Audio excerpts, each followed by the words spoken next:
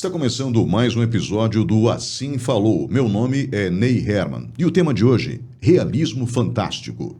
Comigo no estúdio da Remix em Castro está o professor de História Marcos Kuznick, que também é astrólogo e membro do canal Realidade Fantástica. Marcos, como vai? Tudo bem? Oi, Ney, tudo bem? Agradeço muito o convite de estar aqui com você, com todos que nos acompanham aqui nesse podcast, falando desse assunto tão instigante e, ao mesmo tempo, tão mal compreendido, né? Eu acho que sempre que a gente aborda esse tema, é bom que, além dos fenômenos dos quais a gente fala, que a gente faça os esclarecimentos, né, a respeito do que deveria, pelo menos, tratar esse campo, né? Junto com o Marcos no canal Realidade Fantástica, trabalha Jamil Salum Júnior. Um abraço para o Jamil. Eu gostaria de começar falando sobre a definição de realismo fantástico, né? O que é o realismo fantástico? E ele se diferencia muito da ficção científica, da fantasia e do ocultismo clássico. Veja bem, o realismo fantástico, primeiro que a gente não deve confundir, né, que existe esse tema também é usado para descrever um gênero literário aqui na América Latina, né, do qual fazem parte Gabriel Garcia Marques, alguns falam até em autores de novela aqui no Brasil, que explora o Érico Veríssimo, algumas vezes também apelou para esse gênero do realismo fantástico, que é explorar o absurdo, o fantástico, o inusitado, para adentrar em questões sociais, etc. Mas não é disso que nós estamos falando. O realismo fantástico, do qual eu tenho me dedicado a estudar e do qual trato o nosso canal, que também chama-se Realidade Fantástica, justamente em referência a isso, ele é um tipo de abordagem de fenômenos que muitas vezes eles são simplesmente colocados de lado pela ciência oficial, ou porque são muito estranhos, que muitas vezes são negados logo de cara, e são considerados fenômenos assim malditos ou danados, como diria um dos autores. Então na verdade, uma coletânea de fenômenos, de acontecimentos, de lugares que muitas vezes eles são estranhos demais para se encaixar em qualquer narrativa científica. E aí uma coisa que a gente pode falar aí já na sequência, Ney, é que muitas vezes a ciência, ela não, por uma questão até de preconceito epistemológico, ela não chega nem a investigar. E talvez esse seja o grande ponto, né? São fenômenos que eles mereceriam muitas vezes uma abordagem mais profunda da ciência. Nesse sentido, Ney, é bom diferenciar, por exemplo, da ficção científica. Né? A ficção científica, ela também, a exemplo do realismo fantástico, ela é um gênero literário que ela explora os limites da imaginação humana, projetando o futuro, né? Ou projetando aquilo que poderia ser. Só que a ficção científica, ela não tem pretensão de ser verdadeira. Embora, né, se a gente vê muitos trabalhos de ficção científica, principalmente, sei lá, do Arthur C. Clarke, por exemplo, a gente vê que muitos foram prognósticos, verdadeiros prognósticos, né? Dia desses eu estava assistindo o 2001, Odisseia no Espaço, filme de 1968, né? O filme foi feito antes da chegada do homem à Lua, e lá estava o HAL, né? O computador que se rebela, a inteligência artificial que se rebela, colocando um tema atualíssimo, né? Atualíssimo hoje, projetado a partir de 1968, né? Que o Kubrick faz essa abordagem a partir do livro do Arthur C. Clarke. Mas o realismo fantástico, ele é diferente porque ele tem pretensão de ser verdade, né? Ou pelo menos de apontar para fatos que efetivamente aconteceram. Então não seria apenas ficção. E o ocultismo também já é uma linha completamente diferente. O ocultismo, ele já é um ramo, digamos assim, um campo de experiência religiosa, né, de experiência esotérica. Eu acho que o realismo fantástico tem em comum com o ocultismo é mostrar que coisas diferentes, coisas estranhas, coisas transcendentes podem estar ocorrendo bem debaixo do nosso nariz e muitas vezes tudo está muito soterrado por uma visão muito, muito míope da realidade, né? Esquecemos da fantasia. Também não se enquadra como fantasia, porque obviamente não é, pelo que vocês investigam, algo que foi imaginado, mas sim um fato registrado que não tem uma explicação adequada. Muitas vezes o que acontece é que dentro do processo do realismo fantástico, quando você se depara com um fenômeno por demais impactante, é óbvio que aquele fenômeno ele vai ser acolhido pelas pessoas e vai ser ressignificado ao longo do tempo. Então, um fenômeno real pode se transformar num mito. Né? Isso é verdade. Pode se transformar num mito. Então, quando a gente se depara com um mito, com uma lenda, por mais absurda que ela seja, pode ser que lá atrás ela tenha uma raiz de verdade. Eu costumo usar, né, um evento real que aconteceu aqui no estado do Paraná. Em 1963, eu ouvi essa história quando criança. Em 1963, o estado do Paraná foi acometido por um grande incêndio florestal. Foi considerado, à época, o maior incêndio florestal do mundo. Se você olha nos mapas desse incêndio, você vai ver que praticamente todas as regiões do estado do Paraná pegaram fogo. Então foi um evento épico. Quando eu era pequeno, eu escutava meu pai e minha mãe contarem essas histórias de áreas rurais destruídas, o dia que virou noite. Só que com o passar do tempo, isso passou a ser narrado quase como um episódio bíblico. Então imagine que, né, se a gente passasse por mais 100 anos, né, mais 200 anos, talvez esse evento real, que foi esse grande incêndio florestal que aconteceu no estado do Paraná em 63, poderia talvez se transformar numa lenda. E aí vão sendo adicionadas narrativas pessoais, vão sendo adicionadas outros elementos, até que de repente você se distancia tanto do fato que aquele fato vira lenda. Mas veja que lá atrás, essa lenda, essa narrativa, ela estava lastreada em algo real que aconteceu. Com o realismo fantástico, muitas vezes é isso que acontece. Você imagine, por exemplo, uma pessoa do meio rural que nunca teve acesso à educação formal, que nunca, muitas vezes, há anos atrás, não teve acesso a nenhum meio de comunicação de massa, televisão, rádio, jornal, e ela se depara com um objeto tecnológico.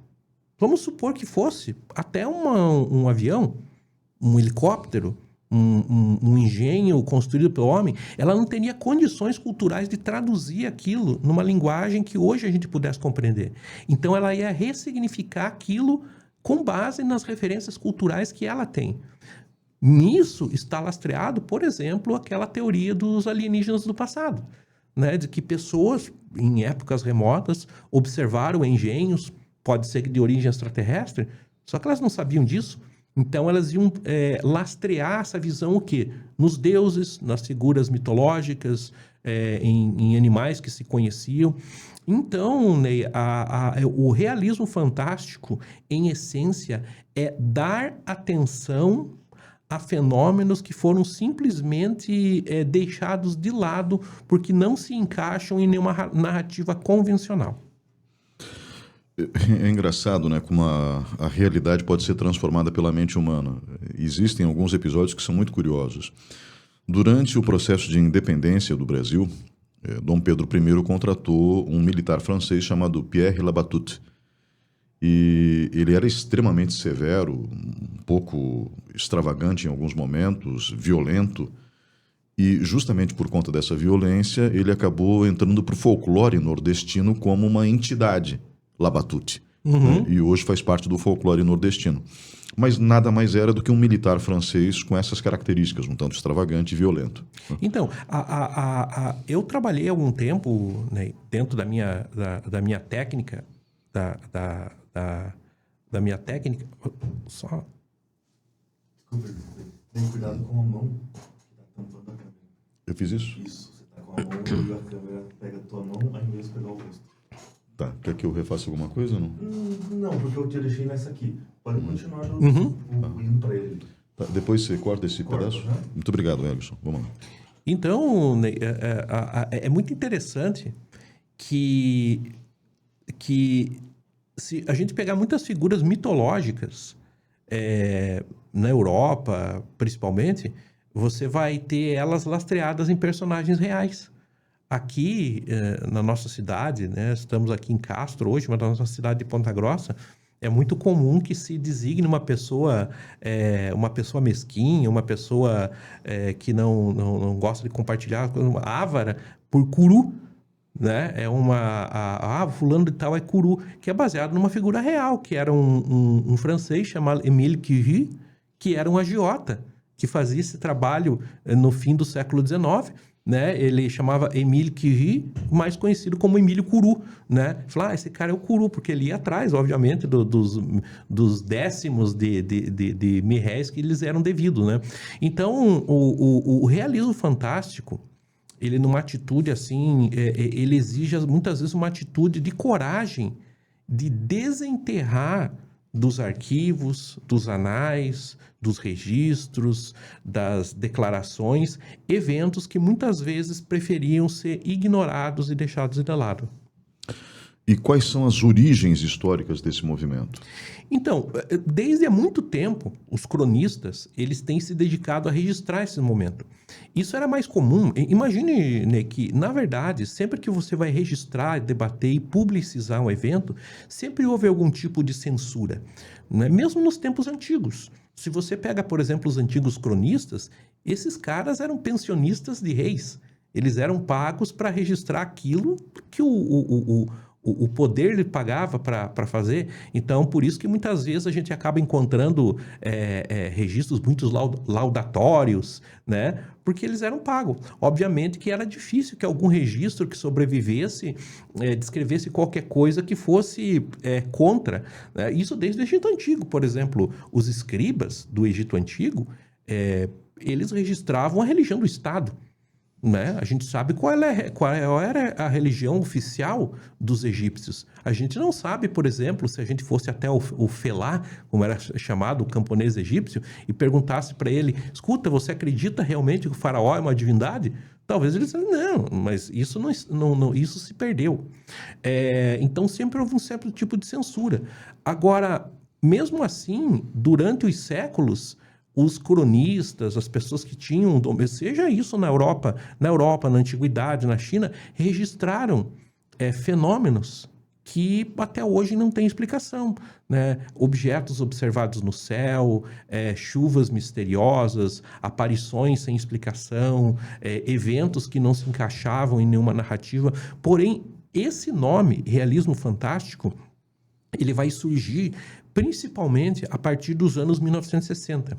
Dois autores franceses, chamados Louis Pauwels e Jacques Bergier, eles escreveram um livro chamado Le Matin de les Magiciens, O Despertar dos Mágicos.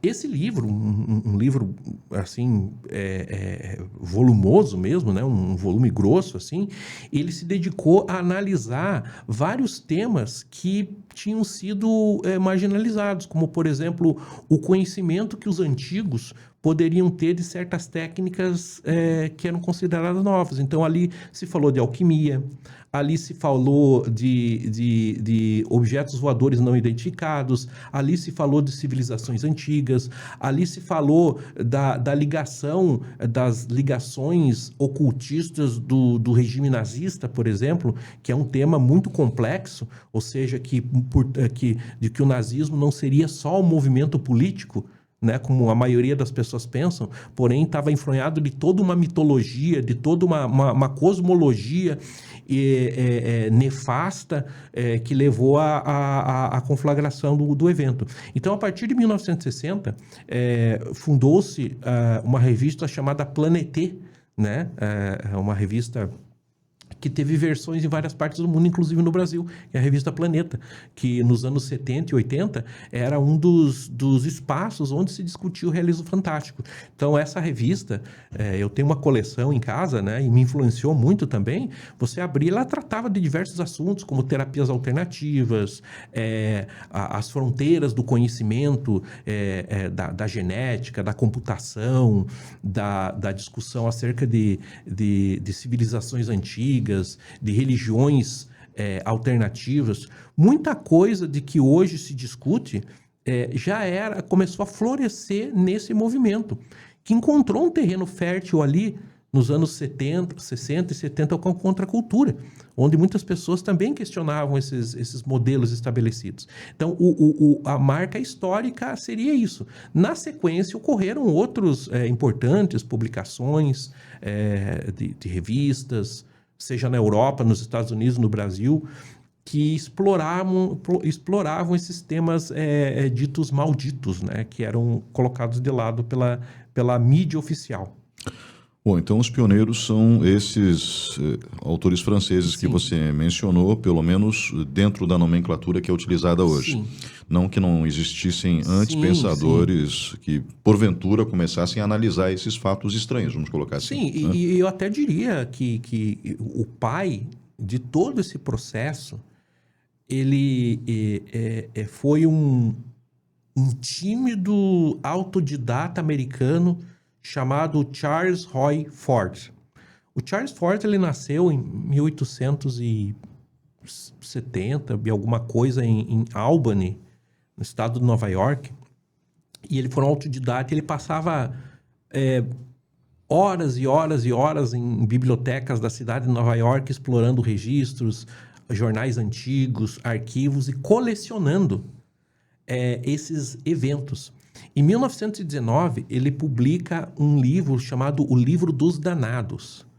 Esse Livro dos Danados, ele é muita gente chama o Ford do sacerdote do absurdo, porque ele faz uma coletânea gigantesca de eventos absolutamente inexplicáveis que ele foi pinçando de arquivos públicos, de registros da imprensa da época, de crônicas, e ele não se colocava como um explicador do fenômeno. Ele simplesmente confrontava as pessoas com esses relatos absolutamente inacreditáveis.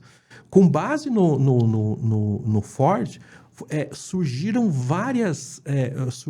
uma nomenclatura chamada de fenômeno fordiano, que é quando você testemunha alguma coisa, por exemplo, em Castro choveu rã.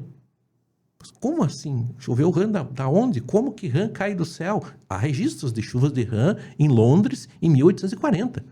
Choveu rãs em Londres. Choveram peixes em Honduras. Teve uma chuva vermelha na França em 1640. Choveu pedra, mas não pedra de granizo, em Siena, na Itália, no século XVIII. Esses são chamados fenômenos fordianos. E uma das coisas que o Ford colocou na época, ele tinha um estilo complicado. Ele era muito...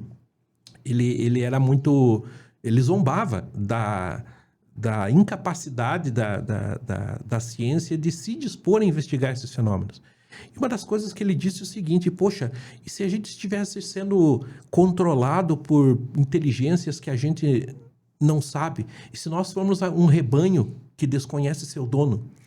Uma pessoa que se aproveitou dessa ideia, ali nos anos 30, foi um escritor americano chamado Howard Philip Lovecraft, né? Que criou toda uma mitologia, que escreveu um livro chamado Necronomicon, né? O Livro dos Mortos, e que é uma ficção, mas de tão bem feita que foi, até hoje muita gente acredita que é verdade. Ele criou um gênero do horror cósmico, né? Falando do pavoroso Cthulhu, dos antigos, que seriam seres de milhões de anos que vieram à Terra, se colocaram em dormência, né? E que são como que forças cegas da natureza. Então, eu acho que um marco interessante seria o Ford, né? O Charles Ford, e depois autores franceses, e depois isso acabou migrando para vários autores que exploraram esse tema mundo afora, né? Existe, obviamente, uma fronteira entre ciência e mistério. E o realismo fantástico insiste em olhar para fenômenos que são ignorados pela ciência tradicional.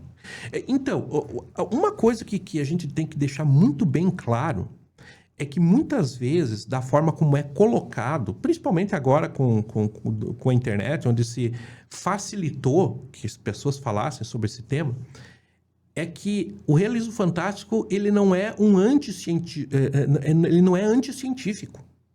Ele não é uma crítica de abolir a ciência ou dizer que a ciência está errada ou que nós não devemos ter educação científica, conhecimento científico. Muito pelo contrário.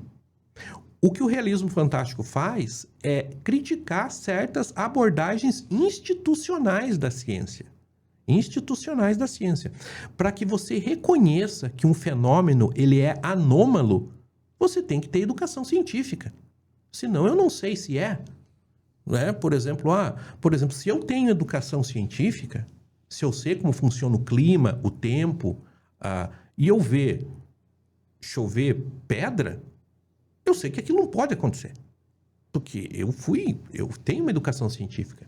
Porém, a partir de um determinado momento, eu não posso simplesmente dizer, não, isso não pode acontecer, eu não vou nem olhar. Isso me lembra uma passagem, Ney, de uma peça do Bertolt Brecht, né? Bertolt Brecht tem uma peça chamada Vida de Galileu Galilei. E nessa peça do Brecht, o Galileu, ele monta o seu telescópio para Júpiter, mostrando as 4 luas de Júpiter. E que se essas 4 luas estivessem lá, toda a teoria aristotélica estava por água abaixo. Porque não tem aquelas cúpulas de cristal, etc. E ele convida uma comissão de prelados, de bispos, etc., para olharem pelo telescópio e verem que Aristóteles estava errado. Após uma breve discussão, os prelados dizem que não vão olhar.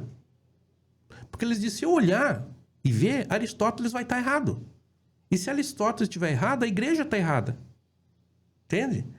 Então, essa posição, ela, por incrível que pareça, embora seja uma posição que, né, faz uma caricatura do que aconteceu dentro da igreja, ela também acontece na ciência. Porque uma coisa que nós temos que entender é que a ciência, ela não é um conhecimento neutro. A ciência, ela é um conhecimento socialmente produzido. Ela é uma ciência social. Ela é financiada por instituições, ela é financiada por empresas, ela é financiada por várias pessoas e ela é montada em cima de paradigmas. Se esses paradigmas forem abalados de forma significativa, isso às vezes é perigoso. Então, muitas vezes é melhor não olhar. É melhor não ver. A ciência, Ney, ao contrário do que muitas pessoas pensam, ela não se dá por acumulação. Né? Ela não vai, o conhecimento científico não é como um livro que ele vai aumentando, não. Ela se dá por revoluções. Né? Ela se dá cada vez... Você, por exemplo, você tem lá o paradigma científico newtoniano. Explicava o mundo que é uma beleza. A matemática elegante, tudo funcionava. Né? A mecânica newtoniana dava conta de explicar o mundo de uma forma maravilhosa. De repente veio Einstein. Não, vejam bem, não é assim. Veio a mecânica quântica. O próprio Einstein falou, se eu soubesse disso, eu tinha sido relojoeiro. Porque aquilo destruiu a forma como as pessoas estavam seguras dentro de um campo de conhecimento. Voltando ao realismo fantástico. O realismo fantástico, ele propõe que esse preconceito seja quebrado, em que esses fenômenos sejam investigados. E para isso eu tenho que ter o quê? Educação científica. Eu tenho que entender como a ciência funciona, eu tenho que entender o seu alcance e os seus limites. Né? Porque a crença cega na ciência também é uma superstição, que nós chamamos de cientificismo. Então você acha que a ciência rejeita o insólito por falta de evidências ou por apego a paradigmas rígidos? Sem dúvida. Muitas vezes essa rejeição ao insólito, ela é meio que automática. E isso é que incomoda. É óbvio que se você dizer, olha, em determinado lugar agora tá chovendo cachorro. Eu vou dizer, claro, isso não pode acontecer. Não tem isso. Mas só que isso tem limites. Né? Por exemplo, quando você faz uma determinada narrativa e isso sequer é investigado, sequer é levado em conta, isso sim, muitas vezes, porque isso não se encaixa dentro de uma visão do mundo. Aí a gente volta no lance do telescópio do Galileu. Eu não vou nem olhar, porque se eu olhar, eu vou ver que está errado. E se tiver errado, isso vai me trazer uma série de problemas. Então, muitas vezes é melhor nem mexer com isso. Casos e fenômenos. Quais são os casos mais emblemáticos que o realismo fantástico costuma divulgar?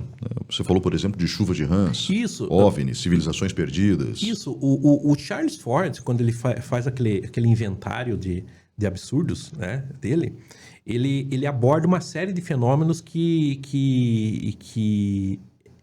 chamavam a atenção. Por exemplo, as chuvas misteriosas. No mundo todo, na época, muitos anos, tem se colocado, olha, chuvas de rãs, chuvas de peixes, chuvas de carne, como aconteceu no Kentucky, no final do século XIX. E claro que se a ciência for investigar, é muito provável que se encontre explicações plausíveis, né? Se fala, poxa, um redemoinho, de repente, uma tromba d'água que de repente moveu um cardume, coisa e tal. Eu lembro de ter visto, Ney, que em Curitiba, eu vi num jornal de Curitiba, no início dos anos 90, eu tenho que até procurar esse jornal, que caiu uma peça gigantesca que era um suporte de guarda-sol no alto de um prédio de Curitiba. Assim, do nada. E isso é um caso. Mas aí nós temos os casos das luzes misteriosas. Recentemente, claro, quando se vê essas luzes misteriosas, hoje a gente pode dizer, poxa, drones, né? Às vezes eu tô chegando em casa, vejo uma luzinha, eu nem perco tempo em olhar, que eu sei, é um drone. Só que muitas vezes essas luzes, elas não têm um comportamento compatível com nenhum tipo de aparato humano, fazem curvas em ângulo reto, parecem parar instantaneamente como se ignorassem a inércia, somem em velocidades incompatíveis com qualquer tipo de coisa. E esses relatos, eles são muito antigos. Eles não começaram com a invenção do avião. Não, você tem relatos do século XIX. No século XIX, claro, eles chamavam de dirigíveis misteriosos. Aconteceu um surto lá nos Estados Unidos no começo do século XX, mas você tem esses relatos em praticamente todas as culturas. Então, outros fenômenos são aparições misteriosas, sejam fantasmagóricas, sejam como um autor francês descreve, que parecem ser fendas no tempo, né? Tem uma descrição de uma vez que uma pessoa na Europa, na Espanha, ela viu uma movimentação e viu passar um regimento romano por uma estrada. E não tinha nenhuma filmagem, não estava acontecendo nenhuma filmagem de algum épico, alguma coisa. Então, essa coleção de fatos, de fenômenos do inexplicável é o que forma o corpus do realismo fantástico. Claro que, voltando para a ufologia, né, para o campo, ela virou um verdadeiro mito moderno, né? Hoje nós sabemos que quase todo o material, ainda mais hoje, né, com a inteligência, com a produção de imagens. Se antes já não se podia confiar em fotos, hoje praticamente não se pode confiar em nada que você vê na internet, porque a qualidade da inteligência artificial, entretanto, mesmo assim, filtrando tudo isso, vai sobrar uma quantidade de fenômenos que merecem ser investigados. Você falou de uma janela no tempo que mostrou uma legião romana marchando isso. Fora de época, né?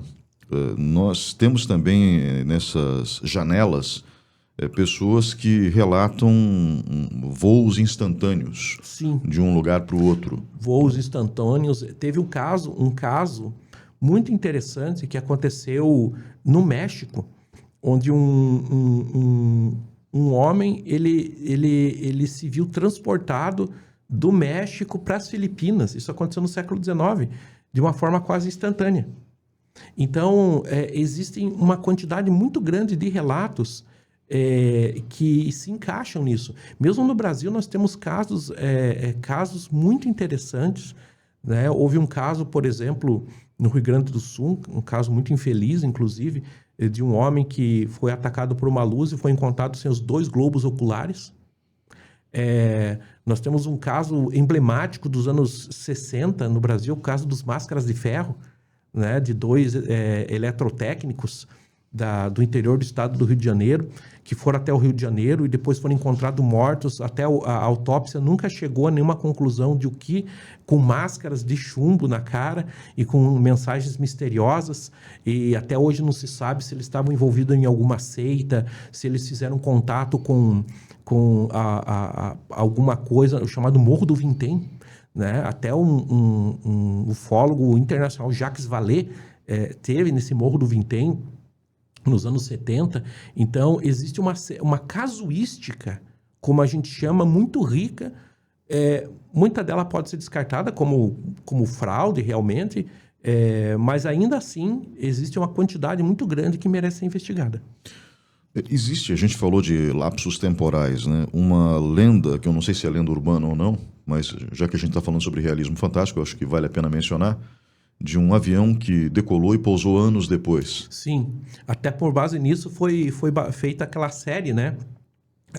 Esqueci o nome da série agora, mas isso havia acontecido nos Estados Unidos nos anos 80, de um avião que ele sumiu do radar quando estava prestes a pousar. Quando ele subiu do radar, obviamente, todo mundo começou, cadê? Caiu o avião, mas ele já estava prestes a pousar. Não houve relato ali de que o avião teria caído nas redondezas, etc. Um grande avião de passageiros. 15 minutos depois, ele aparece no radar. E as pessoas descem ali atônitas, o que aconteceu? E o pessoal que saiu do avião, como assim? Não aconteceu nada. Quando eles foram observar, todos os relógios de quem estava a bordo estavam 15 minutos atrasados. É como se aqueles 15 minutos, para aquelas pessoas que estivessem dentro do avião, não tivessem existido. Ninguém percebeu nada, mas o avião simplesmente sumiu. Teve um fato também, isso já dos anos 40, chamado A Experiência de Filadélfia, que também gerou filmes, etc., e que é um dos grandes casos do realismo fantástico, onde supostamente um navio chamado USS Eldridge, ele foi submetido a grandes campos magnéticos, uma experiência do governo americano, ele teria ficado invisível. As pessoas que falaram sobre isso, tinha um cientista chamado Maurice Jesup. Esse cientista que ventilou isso acabou aparecendo morto, misteriosamente, supostamente cometido suicídio um tempo atrás. Então, na verdade, e mesmo voltando ali à época da Segunda Guerra Mundial, do que aconteceu dentro do movimento do nazismo, né? A gente sabe que, claro, além de todo o movimento social, de todas as causas históricas, econômicas, filosóficas, ali também houve um movimento muito se fala das armas secretas dos nazistas, de tecnologias que teriam sido desenvolvidas em segredo e que depois teriam sido apropriadas também pelos governos americano e soviético, né? Algumas são de conhecimento notório, como é o caso do projeto da V2, né? As bombas voadoras que depois serviram de base para o programa espacial americano e soviético, né? No caso dos Estados Unidos, por meio do Wernher von Braun, né? Que depois foi repatriado para os Estados Unidos, que era um cientista ligado ao regime nazista e que depois apareceu com o Walt Disney, né? Mostrando como que eles queriam e efetivamente colocaram o homem na Lua. Já que a gente falou de alguns casos históricos, tem algum específico que você acha que deveria ser melhor avaliado pela ciência hoje em dia? Eu acho que tem vários episódios que deveriam ser observados de uma forma mais atenta.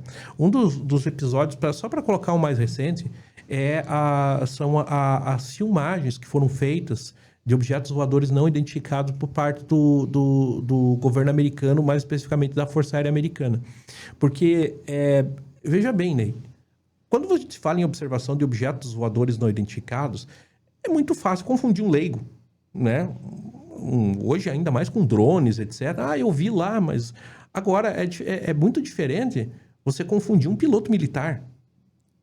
Eu tive a possibilidade de entrevistar um cidadão chamado Nick Pope, que ele escreveu um livro chamado Céus Abertos, Mentes Fechadas. Hoje ele vive, se não me engano, na Califórnia, consultor desses filmes de ficção e etc. Mas o Nick Pope, ele era um servidor público britânico. Quando ele passou lá no concurso público, né, mostraram um organograma do governo britânico, né? Secretaria da Fazenda, sei que lá, blá, blá, blá, blá. De repente lá tinha no organograma OVNIs. Mas então existe isso, né? Ele falou, então existe um departamento no governo britânico que investiga objetos voadores. Agora eu vou saber a verdade. E ele foi designado para aquele departamento. Chegando lá, não tinha um glamour nenhum, né? Do que eles pensavam, né? Que era um lugar tipo Men in Black, que era um laboratório. Não, era um lugar burocrático. A função dele era pegar relatos e arquivar. E era uma coisa assim absolutamente sem graça, né? Só que isso permitiu com que ele falasse com muitas pessoas dentro do governo americano, pilotos militares, etc., que confirmaram, olha, efetivamente, esses fenômenos existem, né? Não são... E precisam ser organizados. Então, essas observações, no ano de 2018, 2019, nós tivemos aí a liberação por parte do governo americano de filmagens assim impressionantes feitas através e que mereceriam uma análise muito mais aprofundada, porque mostrariam efetivamente que tem alguma coisa muito diferente acontecendo que a gente não sabe. Qual que é o papel dos mitos e lendas nesse processo de referência de construções históricas? A gente falou, por exemplo, alguns instantes atrás do Pierre Labatut, Sim, que sim. foi um militar francês da independência do Brasil, trabalhou pela independência do Brasil, contratado por Dom Pedro I, Sim. e que acabou virando uma figura do folclore Sim, nordestino. Esses mitos e lendas normalmente têm base num evento real? Então, uma das teorias que acabou ganhando uma projeção muito grande foi a teoria dos chamados alienígenas do passado. No ano de 1969, um hoteleiro suíço chamado Erich von Däniken, Muito esperto. né, ele resolveu de se dedicar a investigar ou escrever sobre, né, porque bem polêmico. Ele não inventou essa teoria. Já outros autores, como Robert Charroux, também francês, e outros antes dele, já haviam levantado essa tese de que talvez, né, porque toda a base do pensamento é o seguinte: se o universo é tão antigo, né, e muitas estrelas até surgiram e morreram antes do nosso sistema solar, e se a vida ela é um fenômeno comum no universo, seria razoável imaginar que existem civilizações muito mais antigas, tecnologicamente muito mais evoluídas, e que teriam chegado ao nosso planeta em épocas distantes. Talvez na mais remota pré-histórica, talvez quando o nosso planeta estivesse em formação, talvez na época dos dinossauros, ou talvez na aurora da nossa civilização. E com base nisso, se desenvolveu essa tese.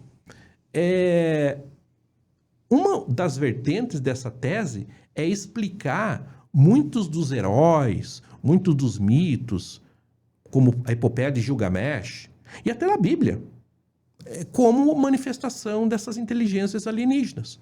Então, por exemplo, como se diz que Ezequiel, né, presenciou uma aparição com rodas e olhos, etc., enquanto os teólogos explicam isso como uma manifestação de Deus, dos anjos, eles não.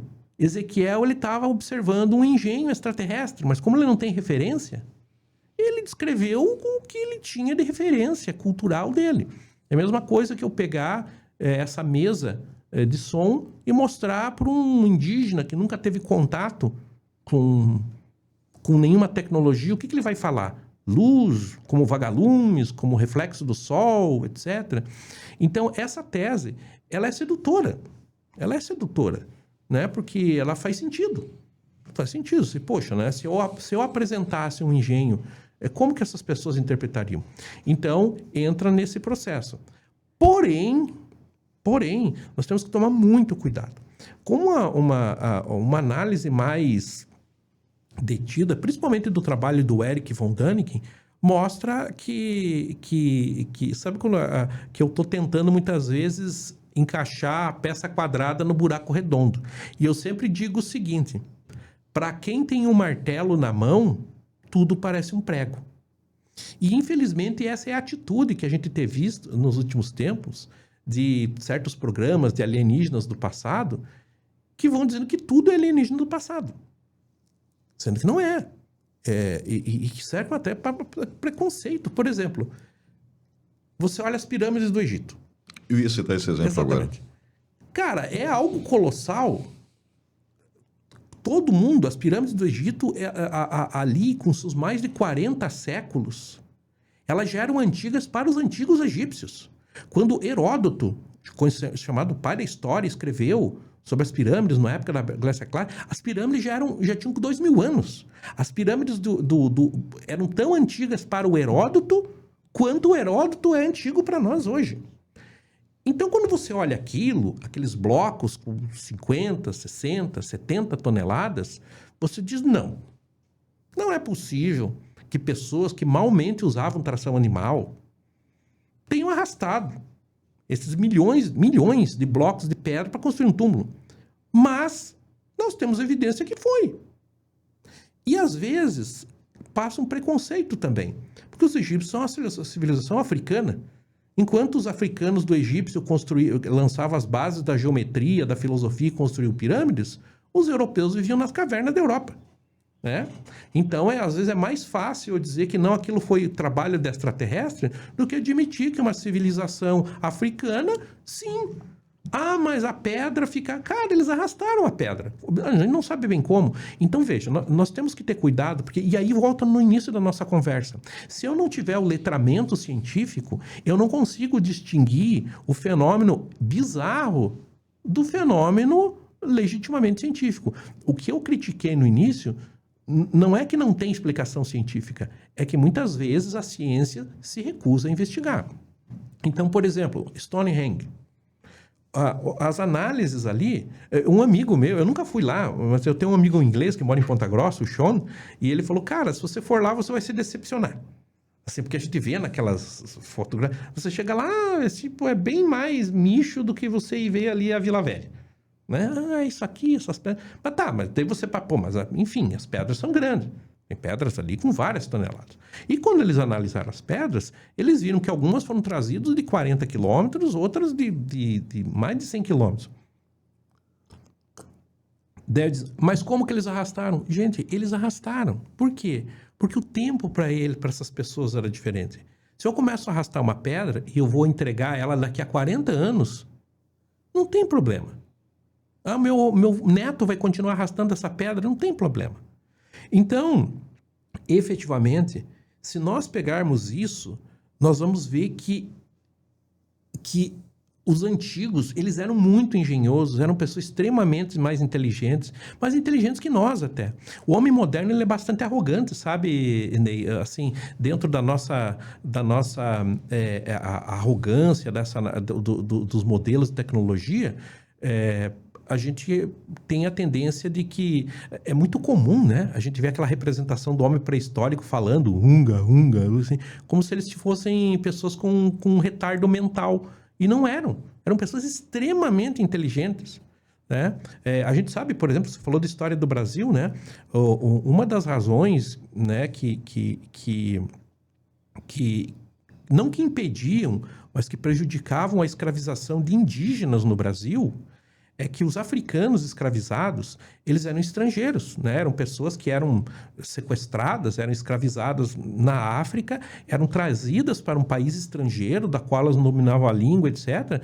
E daí eu vou fugir para onde? Né? Eu vou fugir para onde? Claro, mesmo assim, houve resistências, quilombos, temos aqui na região de Ponta Grossa, aqui na região de Tibagi, importantes, que dão esse testemunho da resistência, da resistência negra na nossa região.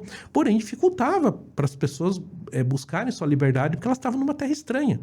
O indígena, por sua vez, ele é um natural da terra. Ele caiu no mato, ele some. Ele conhece cada folha, cada inseto. Ele consegue se alimentar, ele consegue se orientar.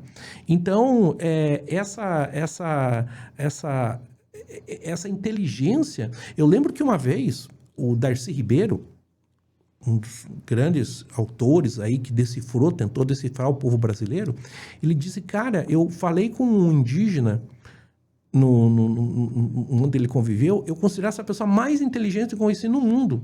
Ele declinou mais de 1000 ancestrais. Qual é o nobre europeu que pode fazer isso?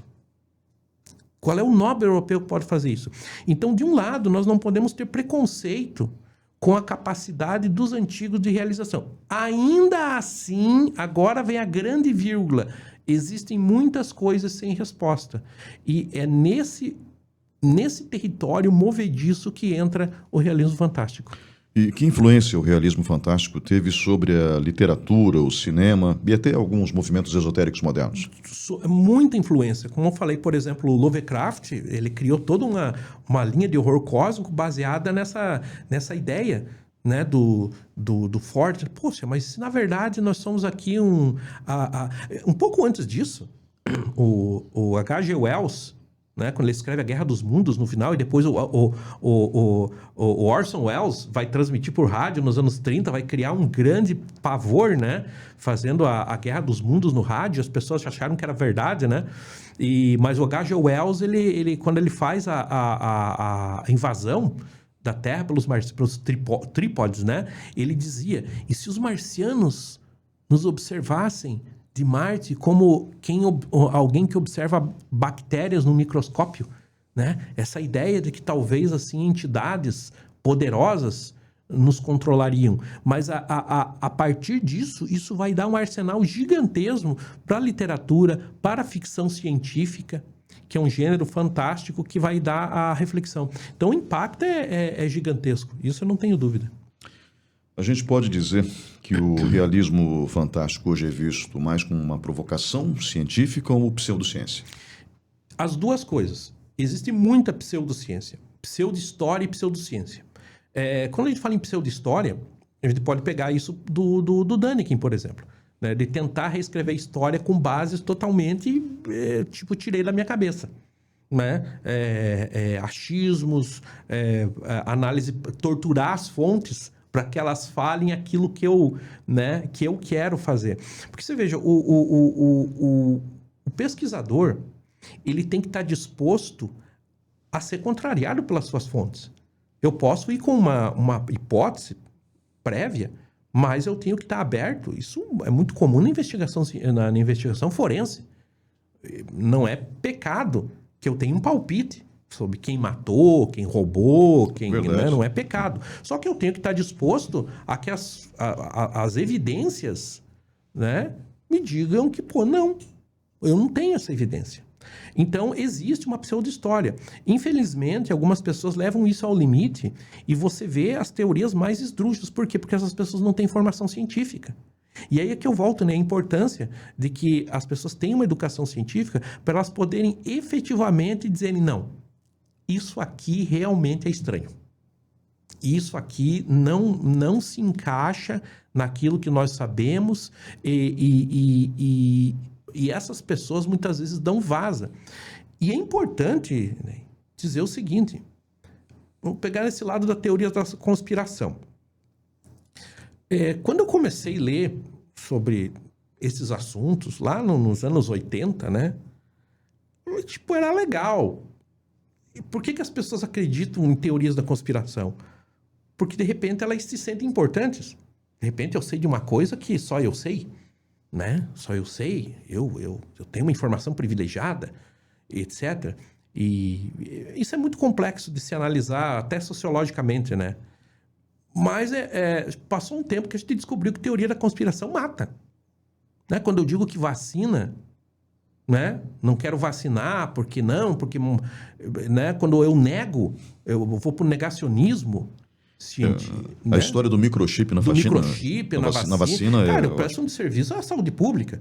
Né? Quantas pessoas não né? Depois, pegando o caso do Brasil, né? Um país que se orgulhava da sua cobertura vacinal, né? Durante anos se lutou aí contra a poliomielite, contra a doença, e ver isso retornando, isso é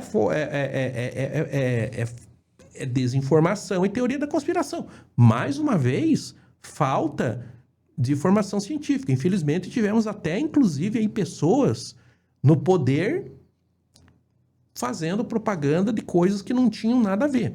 Então, Ney, assim, esse processo, para que eu tenha efetivamente a capacidade de identificar o extraordinário, eu tenho que conhecer o ordinário. Senão não pode. O realismo fantástico é apenas uma curiosidade, na sua opinião, ou ele pode transformar a maneira como a gente vê a realidade? Sem dúvida, porque a partir disso, se eu me abro para o fantástico, e quando eu falo... Por que realismo fantástico? Porque o fantástico é real. Você veja, um educador científico muito importante foi o Carl Sagan. O Carl Sagan, durante anos e anos e anos, ele era muito mais... As pessoas muito sabem do trabalho dele como vulgarizador da ciência, né? Pelaquela série Cosmos, que tinha lá nos anos 80. Aquilo teve uma influência muito grande sobre mim, mais do que qualquer coisa, né? E pelos livros do que pelo trabalho dele como cientista. Mas ele dizia, puxa, né? Se você mostrar isso, as pessoas se maravilharem. E ele falava do conhecimento científico. Mas também tem esse conhecimento fantástico, de você olhar para a realidade e ver que talvez exista muito mais coisas do que aqueles fenômenos absolutamente explicáveis só pela racionalidade. E nesse aspecto, sim, abre um leque muito grande de possibilidades. A gente sempre fala que o estranho pode gerar pesquisas. Sim. Né? E o fato é que nós temos coisas estranhas acontecendo o tempo todo. Sim. Né? A gente pode dizer que o realismo fantástico, portanto, é uma espécie de filosofia da dúvida? É uma filosofia da dúvida, é uma abertura para que o fantástico, o extraordinário seja investigado. Você veja o seguinte, a gente falando lá de como que a ciência evolui. A ciência evolui por quebra de paradigmas. Então, tem um autor, que é o Thomas Kuhn, ele escreveu um livro fenomenal, super influente, chamado A Estrutura das Revoluções Científicas. Então, o Thomas Kuhn, ele mostra como que acontece isso. Por exemplo, surgem várias teorias científicas para explicar um determinado assunto. Por alguma razão, uma daquelas teorias vai ficando mais forte. Quais são as razões? Diversas. A teoria mais elegante, tem mais financiamento, tem menos oposição política, isso são várias razões. Aquela teoria vai ficando mais forte. A partir disso, as outras concorrentes vão minguando, até o momento que aquelas teorias praticamente somem e aquela teoria científica ela vai virando o paradigma dominante. E todo mundo fica feliz. Né? Porque você entra na universidade, você não precisa estudar 35 mil teorias. Você estuda aquela. Né? O financiamento vai para aquela. O modelo de explicar a realidade é aquele. As pessoas estão felizes. Porém, chega um pesquisador e diz, olha, mas talvez apareça um fenômeno tal. Não, mas veja bem, não tem como integrar essa teoria dentro desse modelo. Então, esse conhecimento ele vai ficando marginal. Ele vai ficando... Só que chega uma hora que não dá para ignorar. As evidências são muito grandes. E aí o paradigma entra em crise. É o período da crise que o Thomas Kuhn chega. Ou seja, aquele paradigma que explicava tão bem a realidade passa a fazer água. Né? E desse período de crise vai surgir novas teorias e um novo paradigma. Então, o realismo fantástico ele entra como uma espécie de uma fresta, de uma rachadura no processo dos paradigmas, tentando forçar a mudança de paradigma e, consequentemente, até a evolução da ciência. Como que é o papel do imaginário humano nessa compreensão da realidade? É total, porque a mente humana ela tenta preencher os vácuos, né? Se você capta uma informação... eu trabalhei um tempo, né, com uma teoria chamada teoria das representações sociais. A teoria das representações sociais ele diz o seguinte: para que o conhecimento social ele serve? Para tornar o inexplicável explicável. Por exemplo, eu e você, nós não somos médicos, não somos profissionais da área de saúde, mas a gente tem algum conhecimento de anatomia humana, o básico.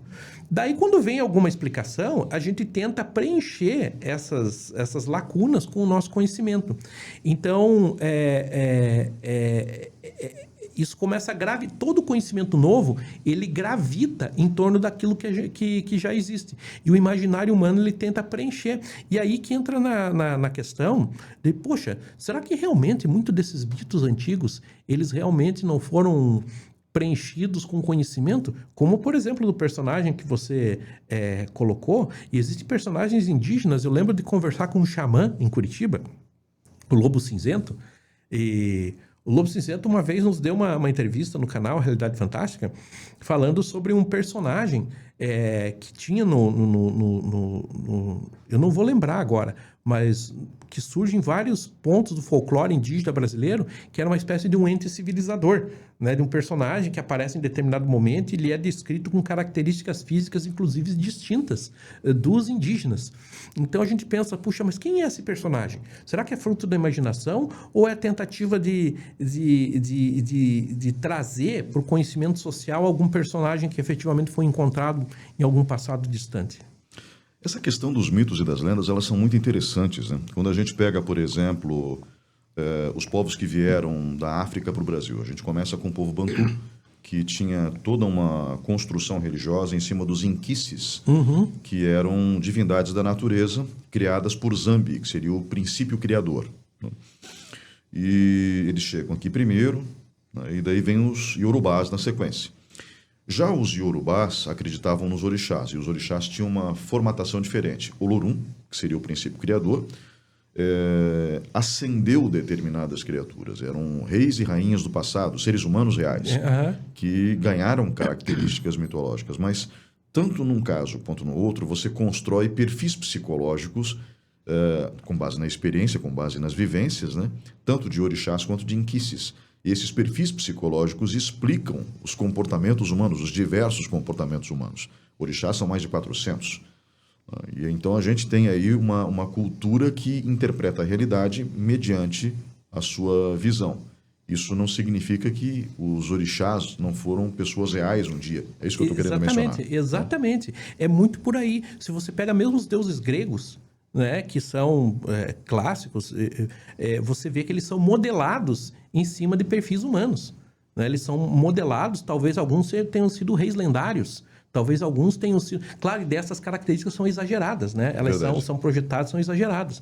Então, são arquétipos, são reis humanos. Quando a gente vai investigar, aqui no Brasil nós temos um campo riquíssimo para investigar isso, principalmente pela formação sincrética da nossa sociedade, né? Quando você vai pegar a Umbanda, por exemplo, né? Em que ela vai trazer elementos sincréticos de várias matrizes, desde a matriz africana até a matriz indígena, até o espiritismo kardecista, até o catolicismo romano, e vai transformar tudo isso num outro corpo de conhecimento. Ali você vai ter desde elementos que vem de uma tradição religiosa, teológica distinta, até pessoas que são baseadas em... Se você pega, por exemplo, ali a figura do preto velho, né? Que é um negócio maravilhoso, né? Você olhar, é o arquétipo do sábio, né? Daquela pessoa sofrida que, porém, conseguiu converter muito do seu sofrimento em amor, em compreensão, em bons conselhos, etc. Esse personagem... quantos de nós conhecemos pessoas assim, né? Então também tem esse viés.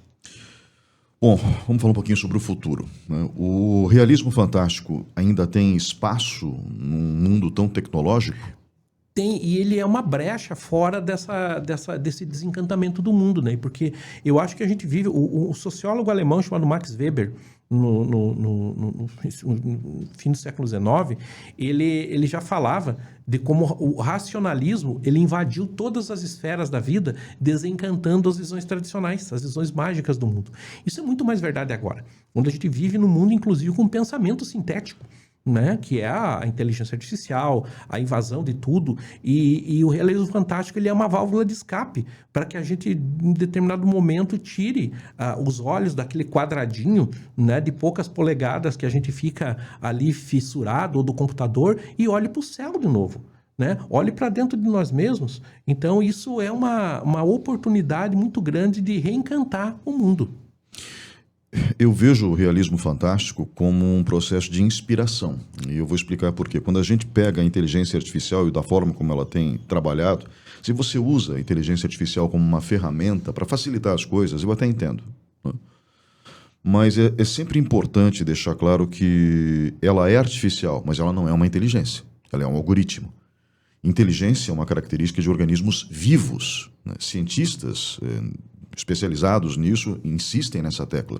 E, principalmente, a inteligência artificial vai olhar para aquilo que já está pronto, ela olha para o passado, atropelando todos os direitos autorais, o que eu acho complicado também, né? Eu acho que ela pode usar, desde que os direitos autorais sejam resguardados e pagos. Agora, principalmente porque uma boa inteligência artificial, para você fazer uma tarefa bem elaborada, vai te cobrar por isso, né? E caro, não vai te cobrar caro. Então, ela que pague também os direitos autorais. Mas se você fica apenas olhando para o passado, você não constrói mais o futuro, você para de inventar, porque você só usa a inteligência artificial. Então o realismo fantástico poderia ser uma provocação saudável para que as pessoas continuem olhando para o futuro e inventando. Você sabe que tem uma teoria que surgiu recentemente chamada teoria da internet morta. Essa teoria da internet morta diz o seguinte: a inteligência artificial ela está se construindo com base em toda uma base de dados construída por seres humanos, né? Sei lá, Wikipédia, Google, blogs, vídeos, etc. Porém, hoje, já um percentual muito grande é produzido pela própria inteligência artificial. Daqui a pouco, a inteligência artificial vai estar construindo conhecimento com base produzido pela própria inteligência artificial. E daí o pessoal chama isso da internet morta. Porque ela já não é mais orgânica. E isso que você colocou, Ney, é pura realidade. Essa inteligência artificial, ela não tem nenhuma relação com a inteligência humana ou mesmo animal, porque ela é moldada em cima a própria plataforma física dela, né? Se a gente admitir, eu acho que o fenômeno da consciência, ele transcende os limites do cérebro, né? A mente e cérebro não são, para mim, a mesma coisa, mas, digamos, a mesma parte neurológica do ser humano é completamente diferente de uma máquina, né? É uma outra base. E nisso, o realismo fantástico, a fantasia, a ficção científica, essa capacidade do ser humano de olhar acima e além, ela vai reumanizar uma humanidade que pode ser refém. Porque veja, pegando o Carl Sagan, ele tem uma frase assim que eu acho incrível, assim, uma fala. Ele diz assim: nosso mundo depende da ciência e tecnologia para tudo. Só que as pessoas não entendem a ciência e tecnologia. As pessoas olham para a inteligência artificial, né, como se fosse um ente metafísico, né? E não é. Ela também é resultado de uma intencionalidade, de uma força produtiva. Então a gente não pode ficar refém disso, né? A gente tem que reencantar o mundo. Vamos falar um pouquinho sobre os OVNIs, né? Que chamam muito a atenção. Rende um programa à parte, eu acho, diga-se de passagem. Os objetos voadores não identificados. Esses fenômenos atuais, como o estudo dos OVNIs pelo Pentágono, que você mencionou há alguns instantes, dialogam com o legado do realismo fantástico? Sem dúvida, porque a partir toda a história da pesquisa de OVNIs, ela é muito complicada, porque ela inicia-se com um reconhecimento de que existiam objetos, ou seja, não eram miragens, que eram voadores e que eram não identificados. Claro que entre eu identificar objetos e não, disso é uma nave extraterrestre que vai um pulo. Mas o fato é que eles estão aí, sendo reportados desde a mais remota antiguidade. E como eu falei, recentemente, há relatos por parte de autoridades assim suspeitas. Mesmo aqui no Brasil. Houve nos anos 80 a chamada Noite Oficial dos OVNIs do Brasil, né? Isso, se vocês procurarem aí no YouTube, você vai encontrar entrevistas aí com uma coletiva de imprensa, que foi um voo da VASP, que vários plots foram radarizados. À época, eu esqueço, foi um ministro do Estado e depois foi presidente da Embraer, observou, ou seja, esse evento é chamado da Noite Oficial dos OVNIs do Brasil. Isso aconteceu em vários locais do mundo. E hoje nós temos acesso por meio de alguns ufólogos que pressionaram o governo e conseguiram a liberação de arquivos oficiais, tanto desse episódio como da chamada Operação Prato, que aconteceu nos anos 70 e 80 no Pará, em Colares, no Pará, e outros tantos, e recentemente por liberação. Ou seja, isso nos permite investigar isso de uma forma muito mais profunda do que foi feito em qualquer momento. Mas esses fenômenos, eles sempre existiram. Infelizmente, eles são explorados muito por pessoas de má fé, pessoas que fazem uma verdadeira salada, acabam misturando isso com uma série de coisas. Mais uma vez, saindo daquela possibilidade de analisar com um olhar científico até o que não se encaixa no pensamento científico. Qual seria o futuro do realismo fantástico? Ele vai ser tratado como uma possibilidade científica ou como uma fantasia daqui para frente? Eu acho que uma das coisas, né, é que muitas pessoas falam sobre ciência, mas não sabem o que é ciência. Não sabem como a ciência é feita. Né? Como que é feita a ciência? Mas qual a diferença do conhecimento científico do conhecimento não científico? Quais são as fronteiras? História, ciência? Tem gente que diz que sim, tem gente que diz que não, né? Então, eu acho que o realismo fantástico, ele nunca vai ser totalmente científico, mas ele é aquela pedra no sapato necessária para tirar o conforto da ciência. Ou seja, para que a ciência nunca fique confortável, nunca fique sentada num trono e não se converta ela mesma numa nova religião. Porque sempre vai ter alguém dizendo, cuidado. Eu lembro que na Roma Antiga, quando um general, ele ia receber o triunfo, né, que era concedido que ele entrasse na cidade de Roma, né, num desfile, com os espojos, etc., né, eles colocavam um escravo atrás dele para que ele ficasse dizendo, lembre-se que vai morrer, para lembrar que ele era um mortal, que ele não era um deus. Eu acho que o realismo fantástico é aquele...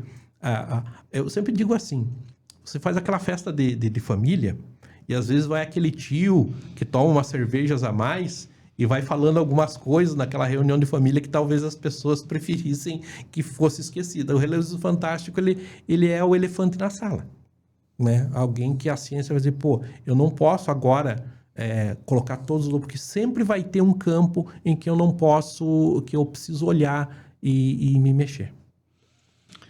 Existem eventos que são muito complexos, né? Eu não gosto muito de relatar isso, porque normalmente dizem que é um fenômeno de instabilidade, né, ou emocional ou mental.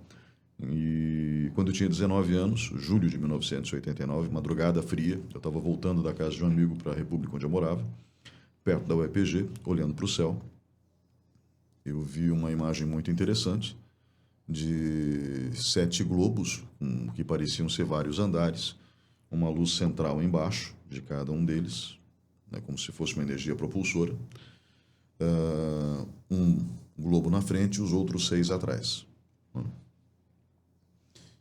Eu me dei por satisfeito, dizendo para mim mesmo que era fruto da minha imaginação e fui embora. Então nunca mais toquei nesse assunto. Estou falando agora com você. Uhum. E há muitos anos atrás, já na reportagem, isso foi na época que eu era aluno de jornalismo, um amigo meu, Paulo Martins, cinegrafista, tinha visto no carro de reportagem uma luz no céu que ele considerou estranha. E daí ele tentou armar a câmera e tal, mas de repente a luz desapareceu com uma velocidade muito grande. Aqui ninguém está dizendo que são naves extraterrestres. Sim. Mas que eram imagens impressionantes, eram. Então, assim, vale a pena apenas checar o que estava acontecendo. Você lembra, com certeza, Ney, de um amigo nosso, Wellington Faria, né, que investigava. E nos anos 90, eu e o Wellington, a gente saiu fazer muitas investigações de campo, entrevistar pessoas, conversar, coletar esses fenômenos aqui nos Campos Gerais. Né? Não estávamos investigando aparições em Londres, nas Barras. Não, era aqui. E nós coletamos uma série de relatos que aconteceram aqui em Castro, em Piraí, em Guarapuava. Casos famosos que aconteceram aqui. A gente não pode citar nomes e até empresa envolvida, mas de um ônibus de passageiros que na saída aqui de Castro, pegando essa via, que agora tem um viaduto, né? Da saída de Ponta Grossa para cá, essa saída secundária, parou porque tinha um objeto pousado ali próximo àquela saída, ali de Castro. Então, na verdade, o senhor Antônio Faleiro, um senhor lá de Minas Gerais, ele escreveu muito, ele trabalhava como inspetor escolar, se não me engano, era o trabalho dele. Mas ele foi um grande colecionador desses fenômenos na região de Minas Gerais, né? Onde ele começou a reparar que as pessoas falavam, é o boitatá, é a mãe d'água, é a mula sem cabeça. Daí ele investigar, as pessoas falavam, porque era o que elas conheciam, mas não era o boitatá, era uma luz que se movia. Então, a questão do folclore, mesmo da convergência do folclore brasileiro com essas visões, ela é muito grande. Mais uma vez, uma pessoa no interior, sem acesso, ela vai, talvez nós, vamos dizer, que é um extraterrestre, porque essa é a nossa referência, né? Essa é a nossa referência, mas talvez não seja nenhuma coisa nem outra. Pode ser algum tipo de máquina nova. Uma coisa que a gente percebeu na ufologia, e isso é um outro fenômeno, um fenômeno social, que muitas pessoas que relatavam OVNIs no começo do século XX descreviam eles com escotilha, rebite, soltando fumaça, como eram os equipamentos que tinham. Hoje, as pessoas que entram em supostas naves descrevem telas de de LED, né, computadores, assim. Mas peraí, os OVNIs mudaram. E se isso for uma projeção de uma outra coisa? Então também tem esse fenômeno.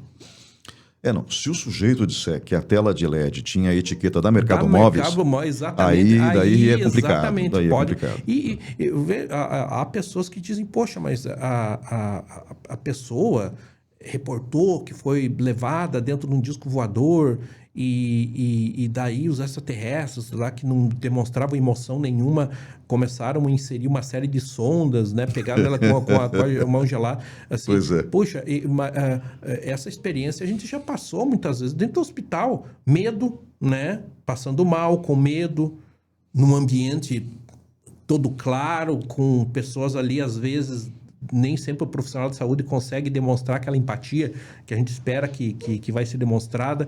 Então, será que também não é uma projeção desse trauma? Né? Que muitas vezes a gente... Não estou dizendo que o fenômeno, vejam bem, não estou dizendo que o fenômeno em si não exista, mas que muitas vezes também pode ser projeções desses traumas sociais, né? O trauma de passar por uma cirurgia, de passar medo dentro de um hospital. Às vezes sob efeito de drogas. Às vezes sob efeito de drogas, né? Muitos de nós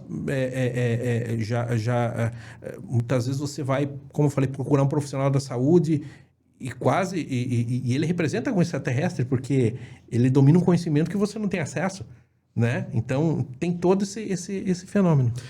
Tem uma comédia, né? Uma comédia que eu acho que envolve a Área 51, se não me engano, que é o Paul Alienígena. Paul, exatamente. Que é ótima, né? É uma comédia paródia maravilhosa. muito interessante que traz assim essa questão e como nessa questão dos OVNIs eu digo o seguinte: 99% a gente pode atribuir a um viés cultural, a pessoas que estão mentindo, querendo publicidade, mesmo assim nós vamos ficar com alguns casos em que realmente são interessantes e merecem ser investigados. A casuística brasileira, Ney, é uma das mais ricas do mundo. Realmente não precisamos ir na Área 51, não precisamos...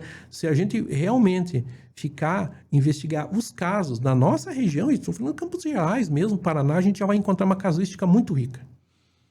Só essa história da sonda anal eu acho que é demais, né? Isso o próprio Paul relata no filme. O próprio Paul relata, exatamente. Não, é demais, exatamente, né? demais. Exatamente. O pessoal costuma trazer, é muito frequente a presença aqui no Brasil em congressos do Travis Walton, que ele foi feito até um filme chamado Fire in the Sky, que relata que ele teria sido abduzido, ele era um trabalhador da parte de madeira nos Estados Unidos, estava com uns colegas, foi abduzido, e ele é uma figura frequente. Eu entrevistei o Jesse Marshall III, que é neto do Jesse Marshall, que foi quando supostamente caiu um OVNI no Novo México, nos Estados Unidos. O Jesse Marshall, ele é o cara famoso que ele posa com um balão meteorológico, que todo mundo fala que aquela foto foi montada, que aconteceu alguma coisa, a imprensa ficou sabendo, aí o exército, para dar uma satisfação, encenou uma foto do Jesse Marshall, que era um militar ali da base, com o balão. Eu falei com o Jesse Marshall III, e tenho até hoje gravado essa conversa, onde ele diz, não, aquilo foi efetivamente encenado para dar uma satisfação para as pessoas, porque isso acabou vazando na imprensa. Um caso, por exemplo, que é um dos mais famosos do mundo, é o caso Varginha. Isso é verdade. Né? Até hoje não se sabe exatamente o que aconteceu. O Wellington, né, esse nosso amigo, que é de Varginha, inclusive, e hoje está lá em Minas Gerais, se dedicou há muito tempo, e ele garante que muitas pessoas, como o Birajara Franco Rodrigues, um das pessoas lá, assim, foram, assim, constrangidas por pessoas. Mudar os comentários, as histórias, enfim. Qual caso ou mistério pessoalmente mais instiga você dentro do realismo fantástico? Dentro do realismo fantástico, eu posso dizer o seguinte, que foi um caso pessoal. Porque é muito... claro, a gente lê e verifica e é muito interessante, mas quando acontece com a gente, como você falou, né, você fica desconcertado, você fica pensando se aquilo realmente aconteceu, Se você viu o que viu.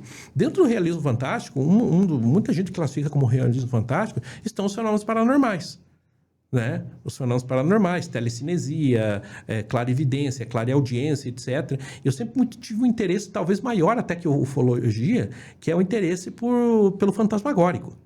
Só que isso é um assunto muito mais difícil de investigar. E isso me aconteceu. Né? Não que eu vi o fantasma, mas eu já estive pessoalmente dentro de uma casa na cidade de Curitiba, onde eu passei várias noites e lá aconteciam fenômenos dos quais eu presenciei e até hoje eu não tenho uma explicação do que aconteceu. Né? Vozes, batidas, o chamado poltergeist, né? Que acabou sendo popularizado pelo filme do Spielberg, né? Exato. Incrível filme, o filme do Spielberg dos anos 70, né? Mas a palavra poltergeist vem daquela designação do espírito batedor, né? Da movimentação, etc. E eu fui testemunha desses fenômenos e até hoje eu não encontrei uma explicação assim científica para acontecer, por que aconteceu. Então, dentro desse processo, por exemplo, o fenômeno existe. O fenômeno está lá. Então, eu não estava sob efeito de drogas, eu não estava com privação do sono, eu estava de posse de todas as minhas faculdades mentais, posso garantir isso, não fui a única pessoa que vi e isso me marcou profundamente. À época, né, inclusive, eu dizia, puxa, né, eu até acredito, né, na época, e como acredito hoje, na transcendência, né, na sobrevivência do espírito depois do nosso desencarne. Mas eu pensava assim, poxa, mas eu acho que os espíritos não vão, tipo, se comunicar, né, não vão interagir. E aquilo me inseriu uma dúvida muito grande, pelo histórico da casa e pelo que eu acabei presenciando. Olha, eu já passei também por experiências nesse campo que são, no mínimo, intrigantes, para dizer o mínimo, né? Isso já quando eu era criança. Eu tinha uma tia-avó que era benzedeira, as famosas benzedeiras, né? Que são figuras muito importantes Sim. dentro da tradição brasileira. Sim. E eu tinha 10 verrugas nas mãos. 10. Né? 6 em uma mão, 4 na outra. E ela fez uma prece com um pedaço de toucinho, bacon, né? Passou e jogou num formigueiro. No dia seguinte, as verrugas desapareceram, todas as 10. Eu não tenho elas até hoje. Então, né? Então, são coisas que realmente são inexplicáveis. Eu né? vi coisas também em Ponta Grossa, quando eu era pequeno, era um costume da minha família recorrer muito às benzedeiras. Até porque a gente sabe que isso é uma questão de saúde pública, né? As pessoas acabam se valendo dos recursos que Claro. têm, né? Dos recursos que têm. Mas algumas pessoas, mesmo tendo acesso, acabam para certas coisas, né? E eu fui muito a benzedeiras. E uma coisa que eu vi também, quando eu tinha uns 10 anos de idade, me deixou profundamente chocado, que foi uma coisa muito parecida, que eu vi em Ponta Grossa. Então, até hoje, eu pensei, mas será que só eu que vi isso? Depois, um dia, falando com uma pessoa em Curitiba, era um executivo, não tinha nada a ver, a gente estava esperando um negócio, e entrou nas conversas. Ele falou, cara, eu vi isso também. Você também passou por isso? Muito parecido. Então, Ney, veja, a ciência, ela tem que estar aberta a dar uma chance de investigar esses fenômenos. Exatamente. Porque, senão, nós vamos ficar... aí é a questão do chamado cientista maluco. O que é o cientista maluco? É um investigador que está à margem de todo o processo científico, muitas vezes se autofinanciando, né? E muitas vezes até imbuído num certo ressentimento, né? Eu gosto muito de investigar, de fazer de falar desse tema, por exemplo, da ficção científica, do cientista maluco, porque ele mostra também esse outro lado da ciência, né? A ciência quando vira megalomania, a ciência quando é usada para objetivos espúrios, a ciência quando é usada só para ganhos pessoal. Então, tudo isso acaba encarnando na figura do cientista maluco também. Eu acho que é importante a gente fazer uma observação antes do programa acabar, né? Que é o seguinte, meus queridos, minhas queridas, assim, só para deixar claro, o realismo fantástico levanta dúvidas sobre fenômenos inexplicáveis, Basicamente é isso. O Marcos vai poder pegar e esclarecer depois. Agora, isso não significa que a Terra é plana. Beleza? Só para deixar claro, a Terra não é plana. Joinha? Vamos voltar para a conversa?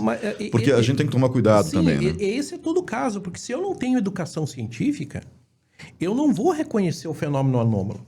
Na verdade, eu vou ver um fenômeno que é, por exemplo, plausível e começar a elaborar fantasias em cima. Aí a gente volta no negacionismo. Essa questão do terraplanismo que você citou é uma coisa inacreditável. Eu tinha uns 14 anos, mais ou menos, quando eu ouvi falar a primeira vez disso. Fui lá no nosso amigo Jaime Lauda. Grande Jaime Lauda.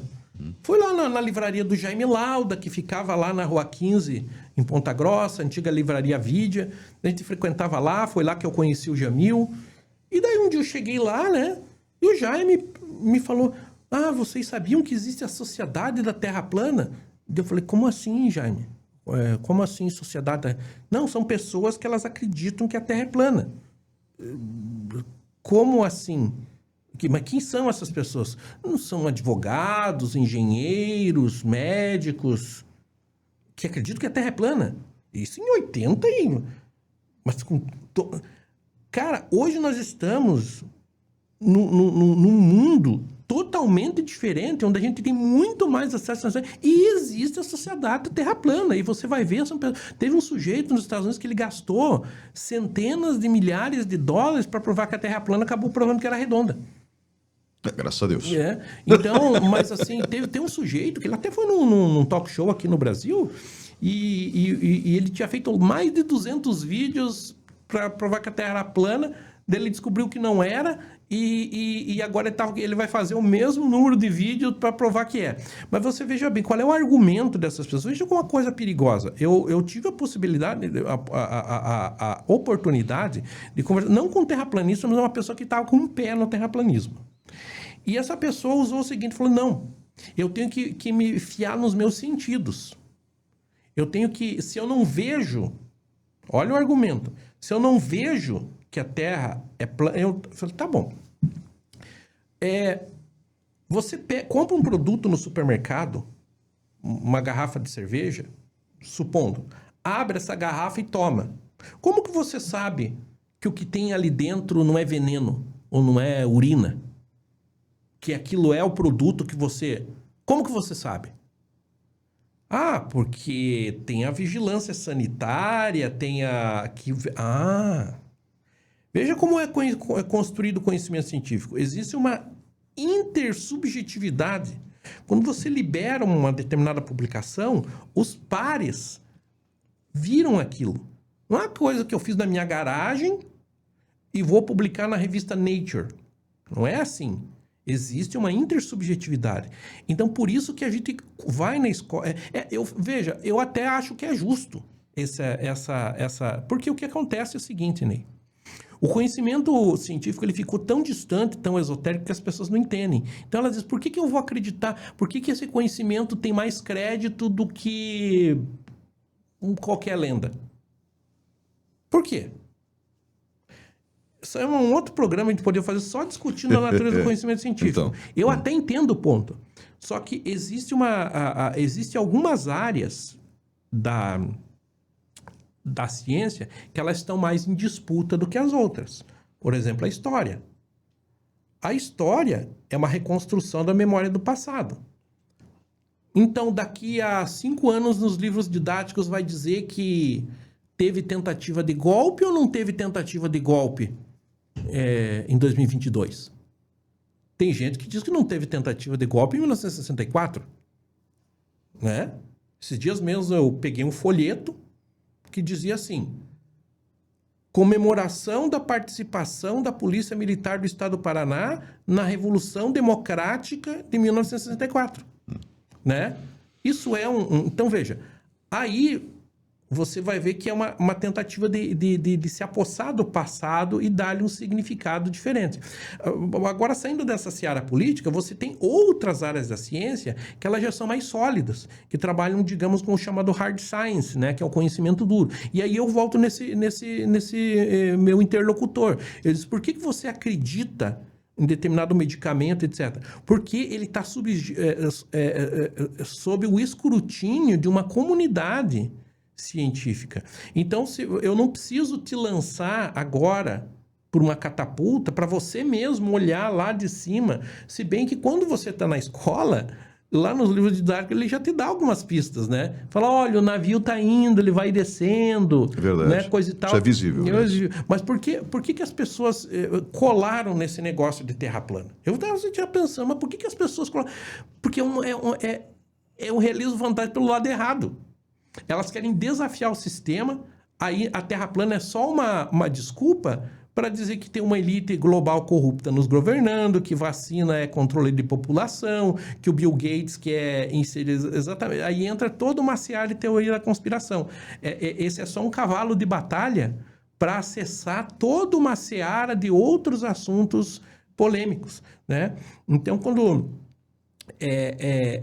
eu digo que o realismo fantástico é importante, em nenhum momento eu estou dizendo para a gente ter um pensamento anticientífico. Pelo contrário. Pelo contrário, que a gente seja tão conhecedor do conhecimento científico a ponto de dizer, vocês estão deixando a desejar por não investigarem X, Y e Z. Bom, a gente está chegando ao fim do programa, Marcos. Eu só queria que você fizesse duas observações. Primeiro, né, que você resumisse o realismo fantástico em uma frase e que você deixasse uma obra para que as pessoas possam fazer um estudo complementar em relação a esse assunto que eu particularmente acho muito interessante. Eu diria assim, realismo fantástico é não ter a mente fechada. É isso. É ter a mente aberta para admitir que o conhecimento científico, muitas vezes, porque ele tem suas características próprias, porque ele é uma força produtiva, porque assim, veja, a reconhecer quais são as origens do conhecimento científico, ter a mente aberta. Isso é, para mim, a principal característica. Em termos de obra, eu acho que ainda hoje, O Despertar dos Mágicos, né, que é o livro do Powers do BGE, infelizmente é um livro que não está no prelo aí, mas você pode encontrar em sebos. Ele ainda é um livro que ele tem essa capacidade de perturbar, né? Perturbar essa nossa percepção de que tudo já foi investigado. Né? Ali o Powers e o Berger vão levantar uma série de questões. Uma das mais impressionantes, não tem ali, são as questões da alquimia. Né? Por exemplo, no início dos anos 20 e 30, surgiu um personagem, que ninguém sabe quem é, na verdade, que respondia pelo pseudônimo de Fulcanelli, um alquimista francês, em que ele escreveu um livro chamado O Mistério das Catedrais, onde ele diz que as catedrais góticas europeias não são apenas obras de arquitetura, são livros de pedra, que se lidas de uma forma correta, eles levam à construção da pedra filosofal. Então, eu recomendo esse livro que, da mesma maneira que ele iniciou esse movimento nos anos 60 até hoje, ele é, para mim, uma grande referência nesse campo. Marcos Kuznick, professor de História, astrólogo e também membro do canal Realidade Fantástica, obrigado pela sua presença hoje aqui no Assim Falou. Esperamos que possamos estar juntos em outras oportunidades. E muito obrigado a você que estava acompanhando a gente até agora. O Assim Falou vai ficando por aqui, comigo na técnica Eglerson Filho. Um grande abraço a todos e até a próxima.